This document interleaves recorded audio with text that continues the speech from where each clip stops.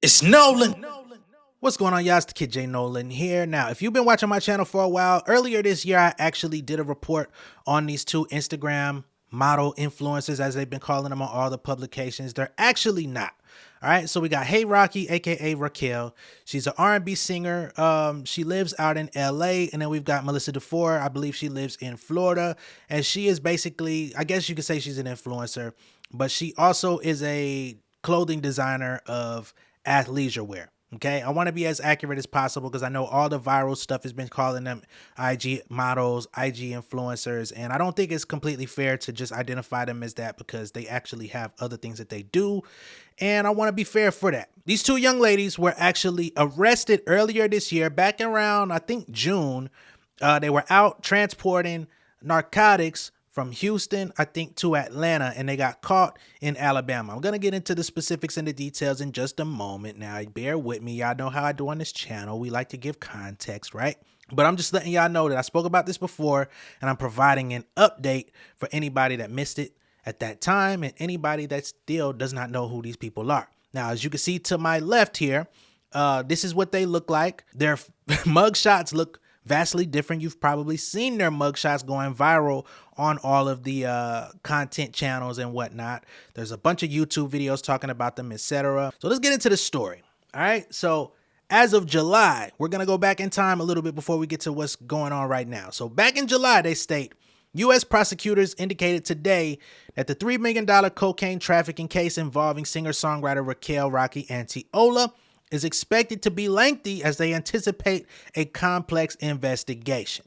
There's a lot that went into this. The rising vocal talent from Van Nuys, California was arrested June 1st when she was a passenger in a black SUV on I-10 heading through Mobile County. She has remained in Mobile Metro Jail for nearly 2 months on a $1 million bond with a $50,000 cash component.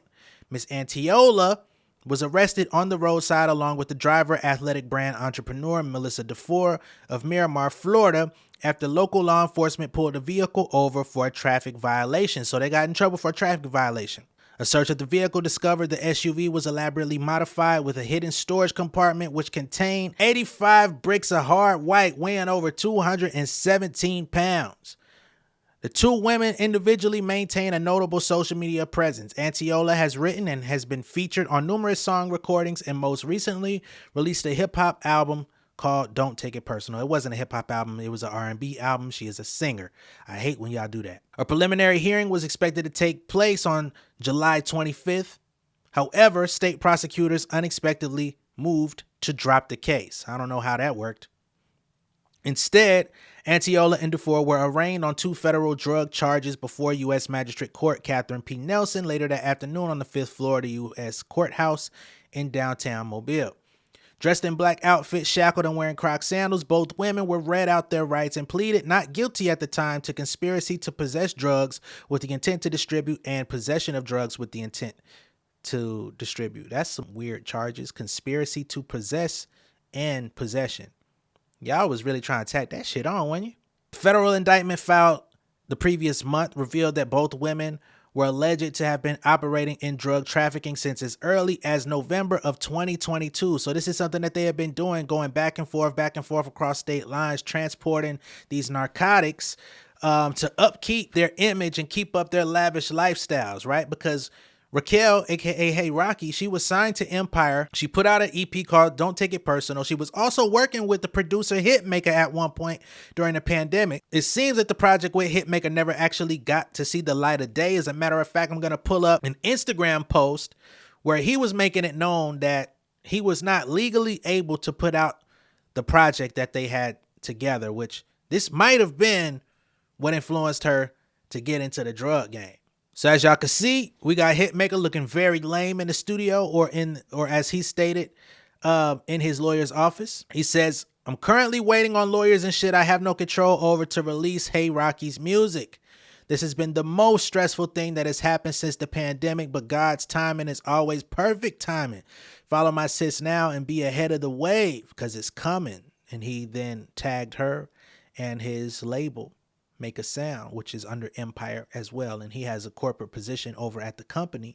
Unfortunately, that project never came out. Now, at the time when this was put out, they said if convicted, Antiola and Dufour face potential penalties running from 10 years to life in prison and as much as $10 million in fines. U.S. Assistant Attorney George May confirmed that the state of Alabama had dropped the charges earlier that day. That's interesting.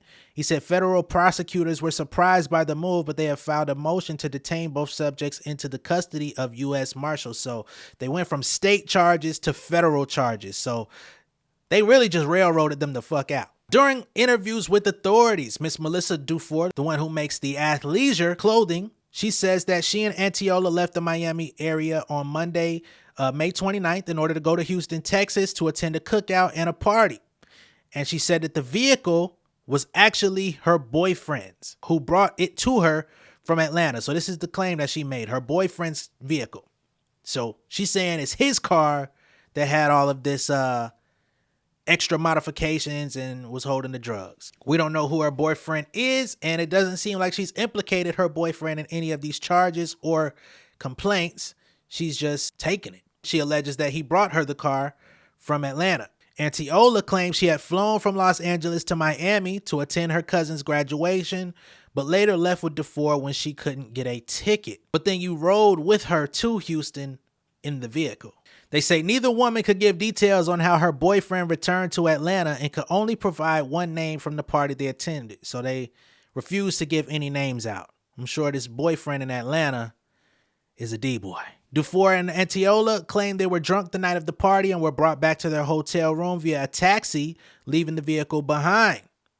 Both women claimed that they hung out at the hotel for a couple days, retrieved the vehicle, and then left to head back to Atlanta to get the car back. Before searching the vehicle on the I-10 roadside, someone claiming to be an attorney spoke with the sheriff deputy on the scene via Dufour's cell phone. That individual claimed he would be requesting dash camera footage as well as training records for the dog. He also collected the names and badge numbers of the officers present. So we don't know if that was an attorney on the phone or if that was her boyfriend just trying to do his own investigation to see any chinks in the armor of the police that he could find that could discredit their investigation. The SUV they were traveling in had Texas dealer tags. Its backseat was modified with the steel aftermarket compartment. The SUV's floor had also been lowered and welded back together to provide more storage room. The second compartment was located in the back of the SUV where side panels were hollowed out in order to keep all of these drugs. In case someone were to just look around in the car, you wouldn't be able to find it, but they did have a K9 who was able to sniff out what was going on.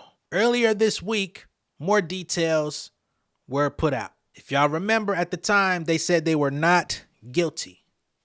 And they had this elaborate story of how they ended up in Texas and then were driving back to Atlanta and found themselves caught up in Alabama. The attorneys for Raquel Rocky Antiola and Miss Dufour, they informed the U.S. District Court in Mobile on Tuesday that the defendants intend to plead guilty to the charges, which include possession of drugs with the intent to distribute and conspiracy to distribute. Again, they pled not guilty just a few months ago. The news of their plea came the day before both women were scheduled for a pretrial conference. Rocky and Dufour have both been held in custody since their arrest, so they have not been let out. They never made bond, nothing. Both women will formally plead guilty at a hearing scheduled for December 19th, which is Tuesday.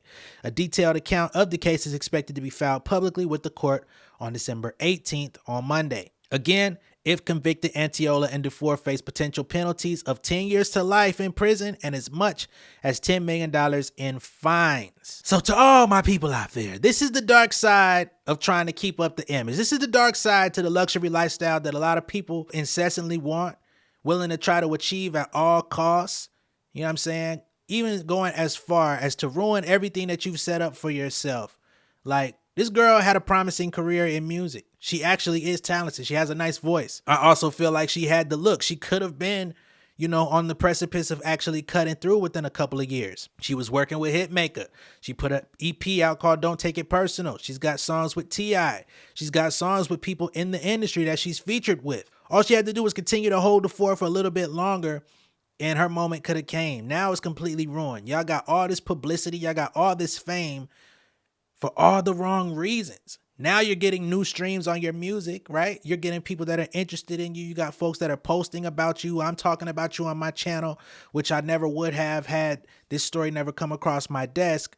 But at what cost? As for Miss Melissa Dufour and her sexy sweats, I mean, who knows how long it would have took before it worked out for you? You were doing interviews and all of this different stuff. Matter of fact, let's play some of the interview of how she got that company started, because I think it gives additional context into how this lifestyle came about. I had to really take a leap of faith when my back was against the wall. Yes. And during this journey with Sexy Sweats, the birth of Sexy Sweats came about when I lost my job as a waitress in the nightclub. Then fast forward to that, I lost my job during the pandemic, and I became a full-time entrepreneur. So with that... So did you become inspired to do sexy fitness wear because you also work out in the gym? Because you look like you live in the gym. Yes, I work out about 5 days out the week. 5 days, y'all. But I come from an athletic background. I ran track in high school. I was on the girls' weightlifting team. Oh my goodness. Soccer, all of that. So you know that we... Why didn't you become a trainer? Like, some of these trainers make good money out here, man. I know it's hard, but you could have been training. You could have started a fitness YouTube channel. That shit would go up. There's some people out here during the pandemic, around the time that you got caught up in this mess, that blew the fuck up during the pandemic because niggas wanted to try to lose weight because they were just sitting at home eating, doing work on the laptop and shit, eating donuts, eating goddamn McDonald's, eating goddamn chicken biscuits from Chick-fil-A and shit. You would have made a killing on YouTube. Fucked it up. Couldn't keep a job. You got fired from waitressing at multiple places, which, you know, you get fired as a waitress, man. The job is fed up with your motherfucking ass, because you could get away with quite a bit as a waitress. Like, it's going to take a few infractions before they let you go. You was a terrible waitress.